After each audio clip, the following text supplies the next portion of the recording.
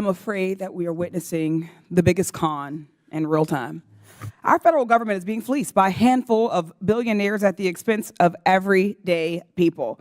They're what we call unelected billionaire oligarchs, and they are not trying to right-size the government. They're not trying to make things more efficient or improve services. They want to eliminate their competition and grow their private coffers. The collective net worth of the president's cabinet is over $460 billion. That is unprecedented in our country's history, even counting the days of the robber barons or when the only folks who could serve in government were landowning wealthy white men. This isn't just government by the top 1%. It is government by the top 0.0001%. And these aren't just disinterested outsiders who are benevolent volunteers coming in to help us situate our government, right? These are people who have conflict of interests. They have financial stakes. They are even tied to litigation against the very agencies that they have been tasked to lead. Musk alone has nearly 100 government contracts across 17 federal agencies that total $3 billion. By all accounts, Musk is now running rampant through our federal agencies, accountable to no one, and doing what he pleases with federal systems and data with no transparency and no oversight. It's still unclear if he has security clearance or if he's passed a background check.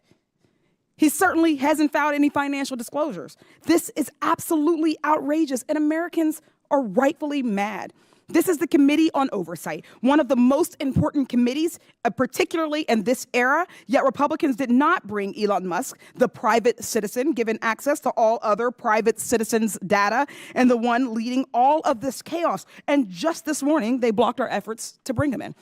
Musk has a bunch of 20-something-year-old child cronies accessing highly sensitive information and technology at the Office of Personnel Management, the General Services Administration, and the Department of Treasury. They also have not been invited to testify before us today. So I think we need to ask ourselves, why does an unelected billionaire need access to Americans' Social Security numbers and the $6 trillion payment system? And if this operation is so legit, why is there no transparency? Why are we pretending this is about right-sizing? The only logical answer is greed and corruption. Dr. Resch, do you agree that there is a corruption risk with this level of unaccountable access and that Musk could use this data to gain an advantage over his competitors? Whenever there is no security clearance, there is a corruption risk. Whenever there is entanglements in terms of being a contractor or a contracted entity and a regulated entity, but with access to data or unfettered access to protected government data, there is a risk of corruption. Thank you so much.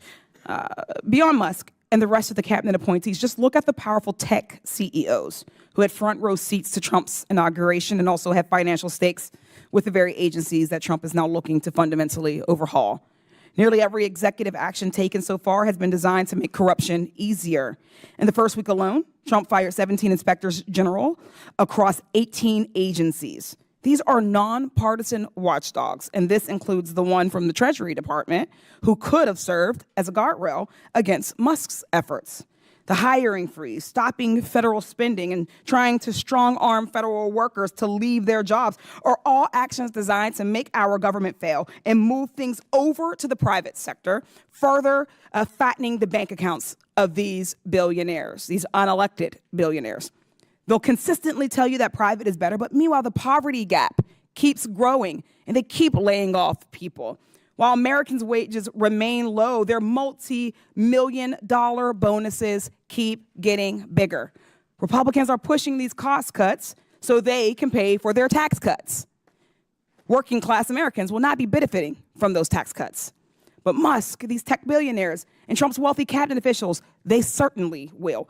Meanwhile, working-class Americans will be paying the price in jobs, in lack of regulations, and in the loss of government services like Medicare and Social Security. Instead of a federal government designed to serve all the people, Trump is doing everything he can to turn the government into a tool to serve just one group, the rich oligarchs he calls his friends. Thank you for your time. I thank you. Thanks to the panel, and I yield back. Smash that like button, drop a comment, and don't forget to hit subscribe.